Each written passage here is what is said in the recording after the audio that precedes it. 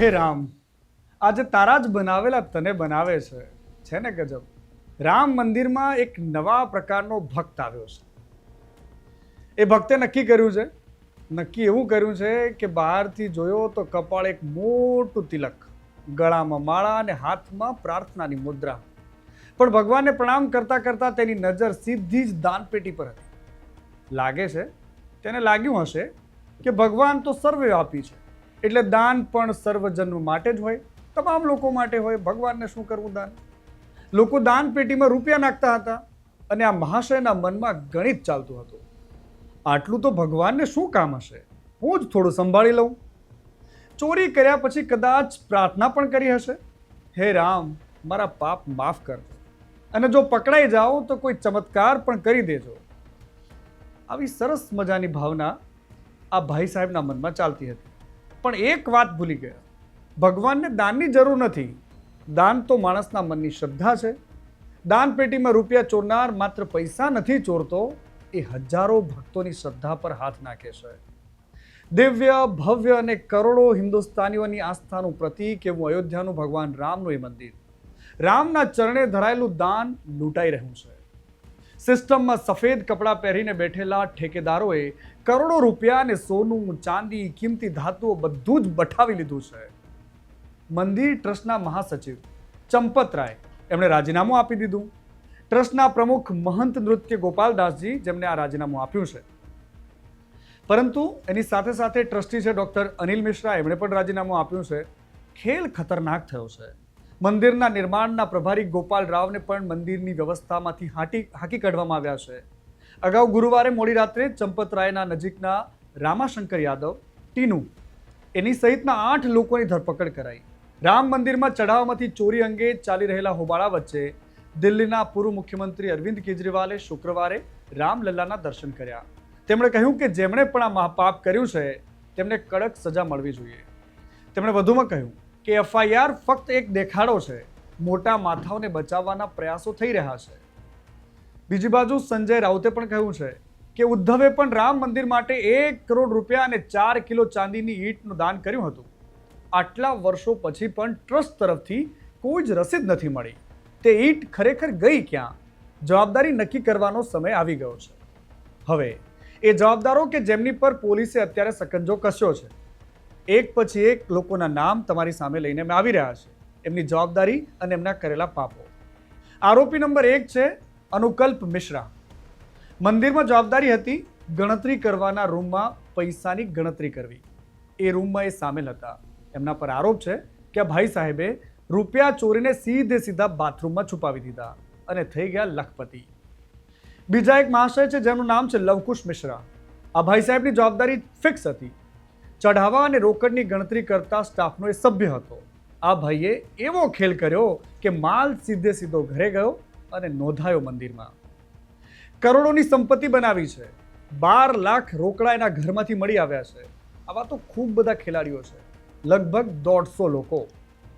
સુભાષચંદ્ર શ્રીવાસ્તવ, આ મહાશય પણ કેશ ગણવાના કામમાં એકદમ પાવરદા હતા. મંદિર માટે નહીં, પોતાના ઘર માટે ગણીને સીધા જ ઘર ભેગા. એક મહાશય, એમનું નામ હતું કરુણેશ પાંડે. આ ભાઈનું કામ પણ એ હતું કે દાનની રકમને રૂમમાં લઈ જવી. રૂમમાં કોણ લઈ જાય? આ ભાઈ સાહેબને ખબર પડી ગઈ કે ભગવાન રામને કોઈ પૈસાની શું જરૂર છે. સીધા જ રૂપિયા ઉઠ્યા અને સીધા પહોંચી ગયા પોતાના ગોડાઉનમાં. કરોડોની સંપત્તિ બનાવી છે આ મહાશયે. રામ મંદિરની આસપાસ અનેક એવા પ્લોટ આ મહાશયે ખરીદ્યા છે. અને આ જેટલા લોકોના મેં નામ બોલ્યા છે એના સિવાય પણ કેટલાક એવા મોટા માથાઓ પણ છે કે જેમની એક્સેસ સીધી દિલ્હી સુધી છે. એવા મોટા ખેલાડીઓ છે કે જેની કલ્પના પણ ના કરી હોય. શ્રી રામ જન્મભૂમિ તીર્થ ક્ષેત્ર. હવે અમે તમને એ પણ બતાવી દઈએ કે અત્યાર સુધીમાં આ મંદિરમાં જે હર ઘર રામ આએંગે, પ્રભુ રામ આએ હૈ, એ પ્રકારના નારા સાથે જ્યારે ભગવાન રામના મંદિરનું નવનિર્માણ થયું, જ્યારે ભગવાન રામનું એ પ્રતિમા એ મંદિરમાં બેસાડવામાં આવી, આખા દેશનું એકમાત્ર કેન્દ્ર હતું અને એ હતું ભગવાન રામનું એ મંદિર. તમને જાણીને આશ્ચર્ય થશે કે આખી સિસ્ટમ કેવી રીતે ચાલે છે. મંદિર નિર્માણ અને અન્ય વ્યવસ્થાઓ માટે અત્યાર સુધીમાં અંદાજે લગભગ 3500 કરોડથી લઈને 5000 કરોડની વચ્ચે દાન મળ્યું છે. વર્ષ 2021માં જ્યારે રાષ્ટ્રવ્યાપી દાન અભિયાન ચલાવવામાં આવ્યું ત્યારે જ માત્ર 44 દિવસમાં 2100 કરોડથી વધારેનું દાન મળ્યું હતું. ત્યારબાદ પણ સતત દાન મળવાનું ચાલુ રહ્યું. આ સિલસિલો અટક્યો નથી. જે પણ ભક્ત ભગવાનના મંદિરમાં જાય છે તો દિલ ખોલીને દાન આપે છે. મને ખબર છે કે મારા જે દર્શકો છે એમણે પણ ફૂલ નહીં તો ફૂલની પાંખડી જેવું દાન ચોક્કસથી આપ્યું છે. તમારે આ ન્યૂઝ એટલા માટે પણ જોવા જોઈએ કે તમારી આસ્થા સાથે ખેલ કોણે કર્યો છે. નૃપેન્દ્ર મિશ્રાએ કહ્યું છે કે અહીંયા ચોરી નથી થઈ, ડાકા ડાલા ગયા હે. ડાકાનો મતલબ થાય છે લૂંટ, ઘરફોડ લૂંટ. અને આ પ્રકારની લૂંટ જે ચાલી છે એનું એકદમ સટીક વિશ્લેષણ અમે તમારી સમક્ષ લાવવાની કોશિશ કરી રહ્યા છીએ.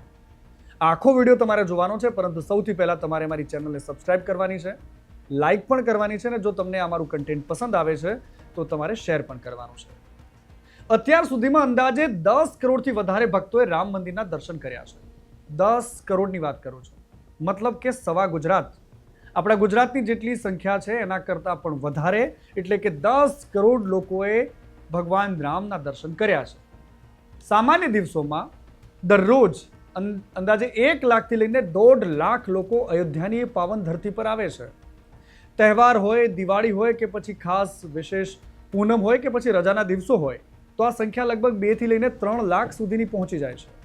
જે પણ આવે છે એ ભાવ સાથે આવે છે કે પ્રભુના ચરણોમાં કંઈક ધરી દઈએ. મારા રામના દર્શને આવ્યા છીએ, ફૂલ નહીં તો ફૂલની પાંખડી એ ચરણોમાં ધરવાનું પસંદ કરે છે. દાન કેવા સ્વરૂપે મળ્યું છે જરા એ પણ જોવું જોઈએ. રોકડમાં લોકો આપે છે, ખૂબ મોટી સંખ્યામાં લોકો રોકડ દાન આપે છે. ચેક, ઓનલાઈન ટ્રાન્સફર પણ થાય છે. અને સૌથી મોટો હિસ્સો છે આ દાન પાછળનો આ પ્રકારે દાન આપવાનો. મોટાભાગના લોકોએ ટ્રસ્ટના સત્તાવાર બેંક ખાતામાં યુપીઆઈ કર્યું છે. નેટ બેન્કિંગ અને ચેક દ્વારા પણ પૈસા આપ્યા છે. આ રકમનો ઉપયોગ મંદિરના બાંધકામ અને જરૂરી ખર્ચ માટે થતો હોય છે. એની સાથે સાથે જે પણ કામ ચાલી રહ્યું છે એના માટે મજૂરી પણ આ જ રકમમાંથી આપવામાં આવે છે. એવું નથી કે માત્ર કેશ મળે છે. અહીંયા લોકો સોનું ને ચાંદી પણ ધરાવે છે. ઘણા ભક્તો એવા છે કે જે સોના અને ચાંદીના સિક્કા આપે છે. ઘરેણા, કિંમતી વસ્તુઓ પ્રભુ રામના ચરણોમાં ધરી દે છે. ભગવાન રામની મૂર્તિ અને મંદિરની શોભા માટે જે ખાસ વસ્તુઓ બની રહી છે તેમાં ઘણીવાર આ દાનમાં મળેલી વસ્તુઓનો પણ ઉપયોગ થઈ રહ્યો છે. ખૂબ આસ્થા, ભગવાન રામ માટેનો પ્રેમ અને એ પ્રભુ રામ કે જેના દર્શનથી લોકો ધન્ય થઈ જાય. પરંતુ અહીંયા જે ખેલ ચાલે છે બહુ જ ખતરનાક ચાલે છે. નિર્માણની સામગ્રીની જો વાત કરીએ તો ઘણી સંસ્થાઓએ પૈસાના બદલે અહીંયા સામાન આપ્યો છે.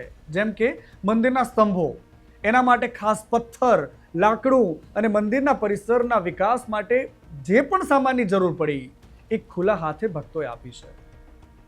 હવે તમે એ પણ જાણી લો કે આ દાનનો ઉપયોગ થાય છે ક્યાં. મુખ્ય મંદિર જે પથ્થરોમાંથી બન્યું છે તેની કોતરણી અને મજૂરીનો ખર્ચ ખૂબ જ મોટો હોય છે. મંદિરની આસપાસના લગભગ 70 એકર વિસ્તારમાં ભક્તો માટે એક રહેવાની અદ્યતન વ્યવસ્થા, યાત્રી નિવાસ બની રહ્યો છે. મ્યુઝિયમ, લાઇબ્રેરી અને ગૌશાળા જેવી સુવિધાઓ તૈયાર કરવામાં આવી રહી છે. ખૂબ જ સારા કામો થઈ રહ્યા છે. દેશ અને દુનિયામાં ખ્યાતિ પ્રાપ્ત ભગવાન રામનું આ મંદિર છે. આ સંપૂર્ણ હિસાબ શ્રી રામ જન્મભૂમિ તીર્થ ટ્રસ્ટ એ આ હિસાબ રાખવાનું કામ કરે છે. દર વર્ષે ટ્રસ્ટ પોતાનું ઓડિટ કરે છે, જેથી દાનના એક રૂપિયાનો હિસાબ સુરક્ષિત રહે. એક રૂપિયાના હિસાબની અમે વાત કરી રહ્યા છીએ. આખી વ્યવસ્થા એવી રીતે તૈયાર થઈ છે. પરંતુ ગજબ વાત એ છે કે ભગવાન રામની સાક્ષીએ મેં પહેલા પણ કહ્યું કે છે ને ગજબ, હે રામ આજે તે જ બનાવેલા તને બનાવવા નીકળ્યા છે. એમને લાગે છે કે ભગવાન રામ થોડા જોઈ રહ્યા છે. લો ને થોડો હિસ્સો, પેલું દલાર તરવાડીની વાડીની કહાની તમે સાંભળી હશે ને. રીંગણા લઉં ને બેચારે રે, લો ને 10-12 ક્યાં ફરક પડે છે. આ ખેલાડીઓ ઓછા નથી. થોડા સમય પહેલા અયોધ્યામાં મંદિર નજીકની જમીન ખરીદવાનો એક વિવાદ સામે આવ્યો હતો. વિપક્ષી નેતાઓને કેટલાક સ્થાનિક આગેવાનોએ આરોપ લગાવ્યો કે ટ્રસ્ટે એક જમીન ખૂબ જ ઓછા ભાવે ખરીદી હતી અને થોડી જ મિનિટોમાં તે જ જમીન ટ્રસ્ટને ઊંચા ભાવે વેચી દેવામાં આવે છે. આને ભ્રષ્ટાચાર તરીકે જોવામાં આવ્યું. ટ્રસ્ટે સ્પષ્ટતા કરી કે જે જમીન ખરીદવામાં આવી હતી તેના માટે અગાઉથી જ વર્ષો જૂના કરારો થયેલા હતા. જે કિંમતે જમીન ખરીદવામાં આવી હતી તે વિસ્તારના સરકારી રેટ મુજબ બજાર ભાવ નક્કી કરાયા હતા. ટ્રસ્ટના મતે આમાં કોઈ જ મોટો ગોટાળો નથી થયો. પરંતુ આ કાયદાકીય પ્રક્રિયાનો ભાગ છે. ચંદા ઉઘરાવવાના અભિયાનમાં પણ ગેરરીતિ થઈ. બારોબાર જઈ રહ્યા હતા પૈસા, ઘરે ઘરે જઈને ફાળો ઉઘરાવવામાં આવ્યો ત્યારે કેટલાક લોકોએ સોશિયલ મીડિયા પર એવો વિડીયો પણ મૂક્યો કે જેમાં અમુક લોકો પોતાની મરજીથી અથવા તો ખોટી રસીદો આપીને પૈસા ઉઘરાવતા હતા. ભગવાનને છળવાનું કામ તો રહેવા દો યાર. આ બાબત જ્યારે સામે આવી તો શ્રીરામ જન્મભૂમિ તીર્થ ટ્રસ્ટે કેટલાક પગલાં લીધા. તેમણે લોકોને સાવધાન કર્યા કે માત્ર સત્તાવાર રસીદ અને ટ્રસ્ટની અધિકૃત બેંક વિગતોમાં જ પૈસા આપવા. ગેરરીતિ કરનારાઓ સામે પોલીસ ફરિયાદો પણ કરવામાં આવી. પરંતુ ઉદ્ધવ ઠાકરેનો જે આરોપ છે સંજય રાઉતે લગાવ્યો કે મેં કરેલું દાન એની આજ સુધીમાં કોઈ જ રસીદ મને મળી નથી. હિસાબ કિતાબ અને ઓડિટ કેવી રીતે રહે છે એ પણ જરા જાણી લો. ઘણા લોકો એવું પૂછતા હતા કે આટલા મોટા પાયે દાન આવ્યું છે તો તેનો પબ્લિક હિસાબ કેમ નથી મુકાયો. સિસ્ટમ કેવી રીતે કામ કરે છે એ જાણવામાં પણ લોકોને રસ છે. ટ્રસ્ટ એક કાયદેસરની સંસ્થા છે જે સરકારી નિયમો એટલે કે FCRA અને આવકવેરા વિભાગના નિયમો હેઠળ કામ કરે છે. દરેક મોટી સંસ્થાની જેમ ટ્રસ્ટ પણ દર વર્ષે પોતાનું ઓડિટ કરાવે છે. આ ઓડિટ રિપોર્ટ્સ આવકવેરા વિભાગ અને સરકારને સોંપવામાં આવે છે. બધી જ કાગળ પરની વ્યવસ્થા શાનદાર છે. સામાન્ય જનતા માટે આ હિસાબ વેબસાઇટ પર લાઈવ અથવા તો જાહેર નથી કરવામાં આવતો, જે ઘણીવાર વિવાદનું કારણ બને છે. જો કશું જ નથી રંધાતું તો પછી તકલીફ કેમ છે કે ભગવાન રામના ચરણોમાં ધરવામાં આવેલો એક એક રૂપિયો ક્યાં જાય છે એમના ભક્તોને ખબર ના પડે છે ને ખેલાડીઓ. મારે તમને એ પણ બતાવવું છે કે દાન સ્વીકારવાની સિસ્ટમ શું છે. અયોધ્યામાં દાન સ્વીકારવા માટેની એક સિસ્ટમ બનેલી છે અને એકદમ ડિજિટલ છે. બેન્કિંગ પદ્ધતિનો જ ઉપયોગ થાય છે. મુખ્યત્વે state bank of India SBI અને બેંક ઓફ બરોડા એની સાથે સાથે પંજાબ નેશનલ બેંક એ રાષ્ટ્રીયકૃત બેંકો છે એના ખાસ ખાતા ખોલેલા છે. મોટાભાગના દાતાઓ સીધા જ ટ્રસ્ટના સત્તાવાર ખાતામાં ઓનલાઈન UPI દ્વારા RTGS અથવા તો NEFT કરી શકે છે. જે વ્યક્તિ દાન આપે છે તેને ટ્રસ્ટ તરફથી સત્તાવાર રસીદ પણ આપવામાં આવે છે અને આ રસીદ વગરનું દાન સ્વીકારવામાં નથી આવતું. આ એક વ્યવસ્થા છે. પરંતુ ખેલાડીઓ જે ખેલ કરી ગયા છે, જેમનું કામ મંદિરના દાનના રૂપિયા ગણવાનું હતું, એમણે રૂપિયા ગણ્યા તો ખરા પણ ક્યાં? મંદિર માટે નહીં, પોતાના માટે. મોટા મોટા ખેલાડીઓ એવા છે કે જેમના નામો હજુ સુધી બહાર નથી આવ્યા. ચંપત રાય મંદિરના મહાસચિવ રહ્યા છે, સંઘની આઈડિયોલોજી સાથે વરેલા છે, બેકગ્રાઉન્ડ સંઘ સાથે જોડાયેલું છે. ખૂબ બધા વિવાદો આવ્યા મંદિરના નિર્માણ સમયે. એ સમયે મીડિયામાં બ્રીફિંગ કરનારા ચંપત રાયે પોતાનું મોઢું કેમ સીવી લીધું? ઘણા બધા સવાલો પૈકીની એક સવાલ એ પણ છે કે મંદિર ટ્રસ્ટ દ્વારા આટલા બધા વિવાદ બાદ પણ શું કામ કોઈ વ્યક્તિ આવીને ખુલ્લેઆમ નથી કહેતો કે હા, થોડા ઘણી તો થોડા ઘણી પણ ચોરી થઈ છે? શું રંધાઈ રહ્યું છે? શું કોઈ આ આખા ઘટનાક્રમ પર પડદો પાડવાની કોશિશમાં છે? કોનું ગણિત વિખરાઈ રહ્યું છે? એવા ઘણા બધા સવાલો છે. દેખરેખ, ઓડિટ, આ બધી જ વ્યવસ્થાઓ ત્યાં ચાલે છે અને દેખરેખ અને ઓડિટનો આમાં સૌથી મોટો ભાગ હોય છે. સૌથી મોટી ભૂમિકા એમની હોય છે. ગેરરીતિ જો ઘટાડવી હોય તો દેખરેખ કરવી પડે, ઓડિટ રાખવું પડે. ટ્રસ્ટ એક રજિસ્ટર્ડ સંસ્થા છે, નિયમિતપણે તેનું ઓડિટ થવું જોઈએ અને ચાર્ટર્ડ ઓડિટ એકાઉન્ટ થાય છે. જે ચાર્ટર્ડ એકાઉન્ટન્ટ છે એનું એકાઉન્ટ જે જોનારા લોકો છે, શું એમને પણ કોઈ ભેળ સામે ના આવ્યો? જો ઝોલ સામે ના આવ્યો? અને આ રૂપિયા એક રૂપિયો ક્યાં વપરાયો એનો હિસાબ સરકારને આપવો પડે. મંદિરના બાંધકામમાં જે સામાન વપરાય છે, જેમ કે પથ્થર, સ્ટીલ, એની ગુણવત્તા, એની તપાસ IIT કરે છે, અન્ય ટેકનિકલ સંસ્થાઓના નિષ્ણાતો કરે છે. તો આ રૂપિયા કોણ ખેલ કરી ગયા એના માટે વોચ રાખવાની કોઈ સંસ્થા નહોતી તમારી પાસે? લાખો કરોડો રૂપિયા ભગવાન શ્રીરામના ચરણોમાં ધરી દેવામાં આવ્યા છે અને રૂપિયાને સ્વાહા કરી દેવામાં આવ્યા છે. અને એટલા જ માટે લક્ષ્મણે જ્યારે લંકા વિજય પછી ભગવાન રામને કહ્યું કે પ્રભુ આટલી સુંદર લંકા બની છે, કેમ ના આપણે અહીંયા જ રોકાઈ જઈએ? રામે કહ્યું હતું કે અપી સ્વર્ણમહી લંકા નમે લક્ષ્મણ રોચતે જનની જન્મભૂમિશ્ચ સ્વર્ગાદપી ગરીયશે. મતલબ તો એ છે કે હે લક્ષ્મણ, આ સોનાની ભલે લંકા હોય પરંતુ મા અને માતૃભૂમિ એ સ્વર્ગથી પણ ઉપર હોય છે. જે સ્વર્ગથી ઉપર ગણાવાતી એ ધરતી, અયોધ્યાની ધરતી પર આવા રાવણને પણ શરમાવે એવા કૃત્ય કરનારા લોકો કોણ છે? કોણ છે એ તમારી અને મારી આસ્થા સાથે ખેલ કરે છે? કોણ છે એ લોકો કે જેને તમારા દાનમાં આપેલા રૂપિયા સાથે જ મતલબ છે, ભગવાન રામની આસ્થા સાથે નહીં?